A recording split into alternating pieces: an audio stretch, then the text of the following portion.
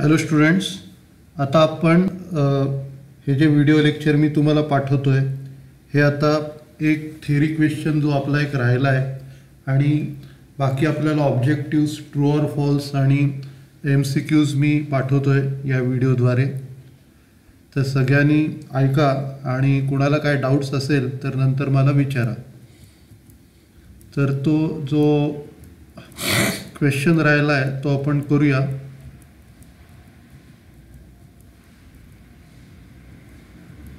तर तो क्वेश्चन आहे distinguish between personal and impersonal account.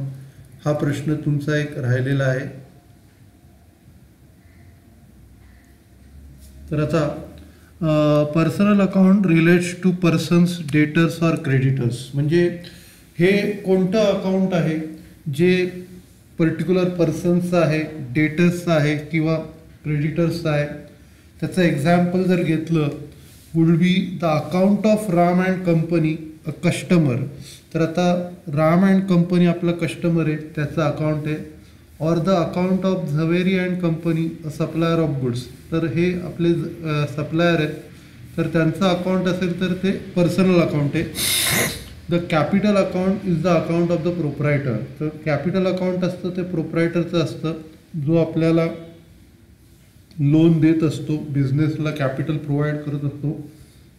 But it is also personal, but adjustment on account of profit and loss are made in it. तर आता हे जे account आहे प्रोप्रायटरचं तर ते पर्सनल अकाउंट आहे, पण तरी पण त्याच्यात पर्सनल ॲडजस्टमेंट ड्रॉइंग्सच्या वगैरे केल्या जातात. त्याच्यानंतर accounts which are not personal such as machinery account, cash account, rent account are impersonal account.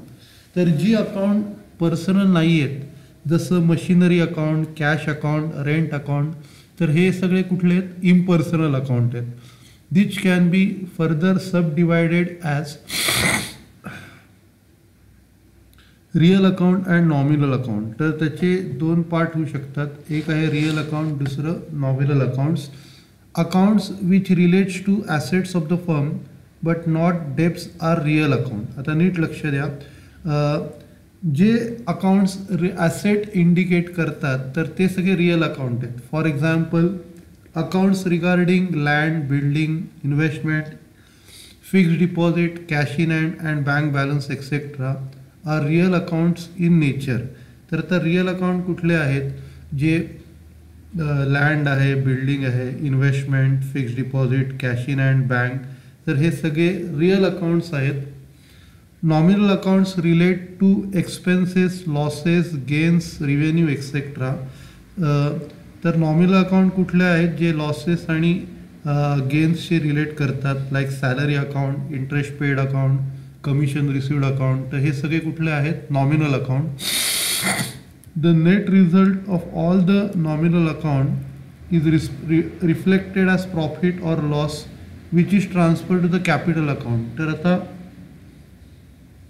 जो नेट रिझल्ट आहे सगळ्या नॉमिनल अकाउंट्सचा, तर तो काय इंडिकेट करतो? प्रॉफिट किंवा लॉस जो आपण कॅपिटल अकाउंटला ट्रान्सफर करतो.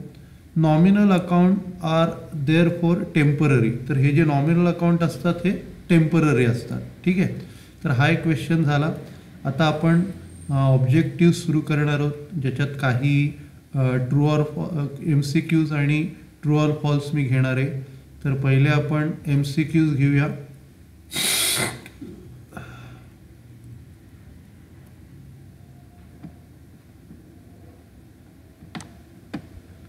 तर पहिलं जे MCQ आहे, the rent paid to landlord is credited to. आता इथे क्रेडिटेड टू म्हटलेलं आहे आणि ऑप्शन्स आहे लँडलॉर्ड, रेंट आणि कॅश. तर याचं उत्तर कॅश आहे. आपण कॅश अकाउंटला क्रेडिट देतो.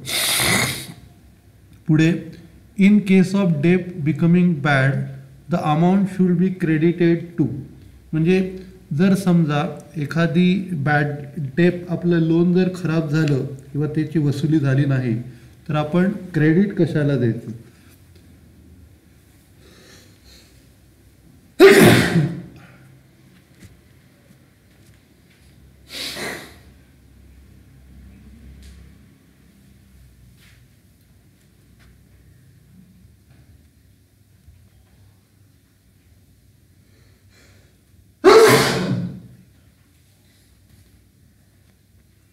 तर आता बॅड डेट जर झाले तर आपण बॅड डेट्सला डेबिट देतो आणि जे डेटर्स आहेत कस्टमर्स त्याला क्रेडिट देतो. तर इकडे ते ट्रेड रिसिएबल आहे, तर आपण ट्रेड रिसिएबलला क्रेडिट देणार. पुढे A limited has 35,000 account receivable from Mohan. म्हणजे ए लिमिटेडला 35,000 यायचे बाकी होते आणि on January 20 Mohan makes a partial payment of ₹21,000. म्हणजे 35,000 पैकी 21,000 रुपये हे दिले मोहनने. The journal entry made on January 20 by A limited to record his transaction includes. तर आता जी journal entry A limited record करणार ती कशा प्रकारे करणार. तर आता पहिलं आहे अ credit to cash received account ₹21,000. त्याच्यानंतर a credit to accounts receivable account of ₹21,000 आणि a debit to the cash account. याचं उत्तर आहे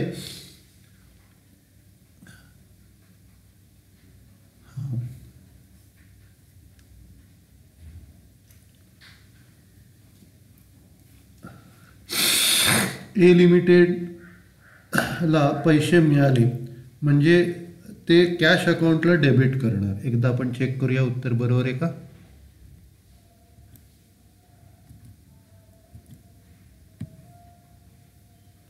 हां, पण त्याची अमाऊंट बघा, त्याची अमाऊंट 14,000 आहे, आपल्याला 21,000 रुपये मिळाले म्हणजे ते उत्तर चुकीचं आहे. तर आपण क्रेडिट देणार अकाउंट रिसिएबलला 21,000 आहे, ते उत्तर बरोबर आहे. तर तिकडे कसं ट्विस्ट करतात ते बघा. तुम्हाला अमाऊंट आणि अकाउंटचं नाव हे दोन्ही बघितलं पाहिजे. तर 21,000 मिळालेले आहेत, 14,000 नाही. तर आपल्याला क्रेडिट द्यायचं अकाउंट रिसिएबलला 21,000. नंतर which financial statement represent the accounting equation assets equal to liabilities plus owner's equity. तर हे income statement, statement of cash flow आणि बॅलन्स शीट. आता ॲसेट्स आणि लायबिलिटीज आहे तर बट नॅचरल हे बॅलन्स शीटचंच असणार.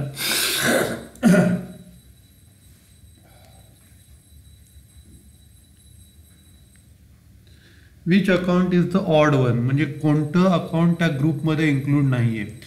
ऑफिस फर्निचर, त्याच्यानंतर free hold land and building आणि इन्व्हेंटरी. त्याच्यात इन्व्हेंटरी हे त्या ग्रुपमध्ये येत नाही आहे, कारण ऑफिस बिल्डिंग, ऑफिस फर्निचर आणि इक्विपमेंट आणि free hold land and building हे आपले फिक्स ॲसेट्स आहेत, त्याच्यावरती डेप्रिसिएशन प्रोव्हाइड केलं जातं आणि इन्व्हेंटरीवरती डेप्रिसिएशन प्रोव्हाइड केलं जात नाही. त्यामुळे इन्व्हेंटरी ऑफ मटेरियल हे ऑड आहे. नंतर debts written off as bad if recovered subsequently are. तर आता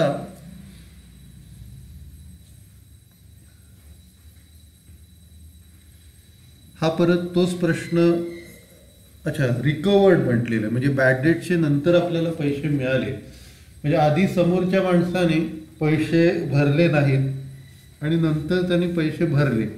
तर अशा प्रकारच्या ज्या एंट्री जरा केअरफुली आपल्याला बघायला लागतात. तर इकडे पैसे आपल्याला नंतर मिळालेले आहेत, तर इकडे काय काय ऑप्शन आहेत. Credit to bad debts recovered account, नंतर credited to trade receivable, debited to P&L account.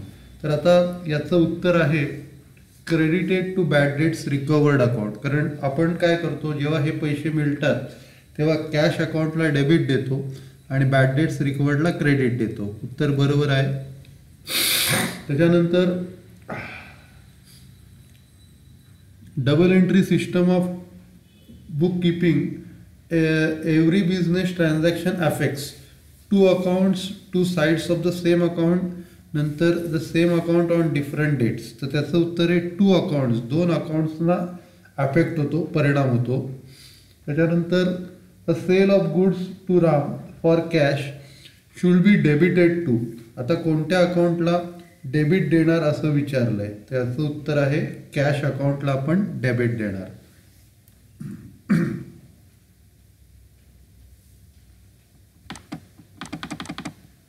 त्याच्यानंतर the capital of business is 75,000 and liability is 25,000, then total assets of the business would be 1,15,000, 75,000 आणि 50,000.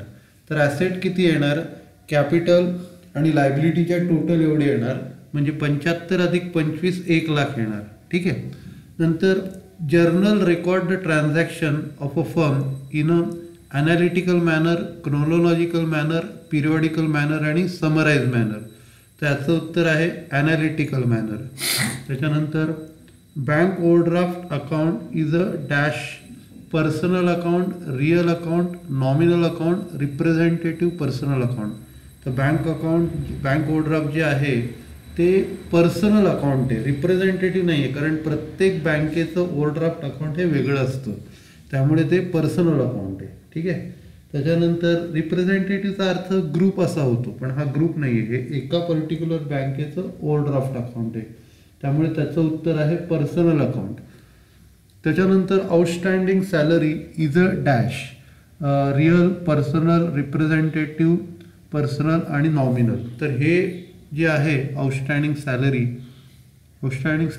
एकच मिनटं, representative आहे, एक confirm करतो मी, representative, yes representative आहे, कारण तो एक ग्रुप इंडिकेट करतो, ज्या ज्या लोकांना पगार द्यायचा बाकी आहे त्या सगळ्या लोकांचा ग्रुप म्हणजे आउटस्टँडिंग सॅलरी. तर ते हे रिप्रेझेंटेटिव्ह पर्सनल अकाउंट आहे. तर तसं थोडंसं कन्फ्यूज करतात, तुम्हाला जरा लॉजिक वापरायला लागतं. वरती विचारलं तर बँक ओव्हरड्राफ्ट, तर बँक ओव्हरड्राफ्ट हे पर्सनल अकाउंट आहे आणि हे जे विचारलं आहे ते आउटस्टँडिंग सॅलरी आहे. आउटस्टँडिंग सॅलरी हे रिप्रेझेंटेटिव्ह पर्सनल अकाउंट आहे. नंतर डेबिट सिग्निफिकन्स, म्हणजे डेबिट काय इंडिकेट करतो, increase in asset, yes increase in asset आहे. नंतर डिक्रीज इन लायबिलिटी, येस. नंतर डिक्रीज इन कॅपिटल, येस. म्हणजे ऑल ऑफ द अबव हे त्याचं उत्तर आहे.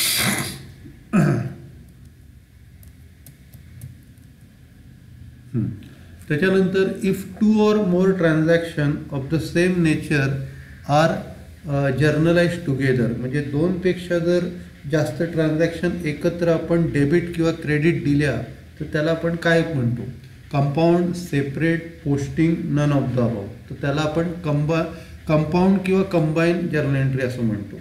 नंतर goods worth ₹10,000 were withdrawn by the proprietor for the personal use, the account is credited as. आता नीट लक्ष द्या, क्रेडिटेड कशाला केलं आहे ते विचारलं आहे. आता जेव्हा गुड्स विड्रॉ करतो तेव्हा ड्रॉइंग्स अकाउंटला डेबिट देतो, आणि परचेस अकाउंटला क्रेडिट देतो. नंतर general reserve account and dividend equalisation fund are dash personal account, real account, nominal account, none.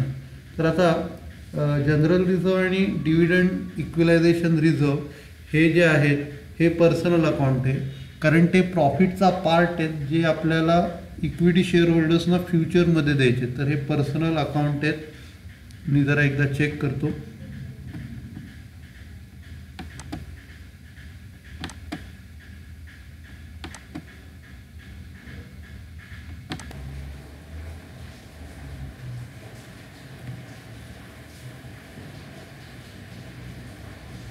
Actually यांचं उत्तर चुकलं आहे, यांनी 8व बी म्हटलं आहे. 8व बी नाही आहे, ते नॉमिनल अकाउंट, एक मिनिट, हे पर्सनल अकाउंट आहे. 8व्याचं उत्तर ए आहे. ठीक आहे. आता आपण काय ट्रू ऑर फॉल्स बघूया. तिकडे करेक्शन करा, 8व्याचं ए उत्तर आहे पर्सनल अकाउंट, ते रिअल अकाउंट नाही आहे. जनरल रिझर्व आणि dividend equalisation reserve real account नाही आहे, पर्सनल अकाउंट आहे. आता आपण ट्रू ऑर फॉल्स घेऊया, बाकीचे ऑब्जेक्टिव्ह आपण पुढच्या लेक्चरला घेऊ, MCQs. तर पहिलं जे ट्रू ऑर फॉल्स आहे, state with reason whether the following statement is true or false. Patent right is in the nature of nominal account, नाही हे फॉल्स आहे. पेटंट राईट हे इनटँजिबल ॲसेट आहे, त्याच्यामुळे ते रिअल अकाउंट आहे. नंतर state with reason whether the following statement is true or false. Nominal account are balance in the end of the accounting year, हे फॉल्स आहे. नॉमिनल अकाउंट आपण काय करतो ते क्लोज करतो, नंतर क्लोज करून प्रॉफिट अँड लॉस अकाउंटला ट्रान्सफर करतो. नंतर state with reason whether the following statement is true or false. Outstanding expenditure is a nominal account. तर आहे क्वेश्चन, आउटस्टँडिंग एक्सपेंडिचर हे नॉमिनल अकाउंट आहे. आउटस्टँडिंग एक्सपेंडिचर हे मगाशी बघितले पर्सनल अकाउंट आहे, कारण ते रिप्रेझेंट करतं एक ग्रुप ऑफ पर्सन्स. तर इकडे outstanding expenditure represents a liability due to some person, therefore it is a personal account. ठीक आहे. तर एक ग्रुप ऑफ पर्सन्सना आपल्याला ते पैसे द्यायचे आहेत, त्यामुळे ते पर्सनल अकाउंट इंडिकेट करतं. पुढे state with reason whether the following statement is true or false. Patent right is in nature of real account. तर पेटंट राईट जो आहे तो यांनी म्हटलं हे रिअल अकाउंट आहे. हे उलटं त्यांनी विचारलं आहे. मगाशी जो प्रश्न विचारला होता तो तुम्हाला विचारला होता, हां, पेटंट राईटचाच विचारला होता. पेटंट राईट हे नॉमिनल अकाउंट आहे का, आणि आत्ता यांनी विचारला आहे, आत्ता जो प्रश्न त्यांनी विचारला आहे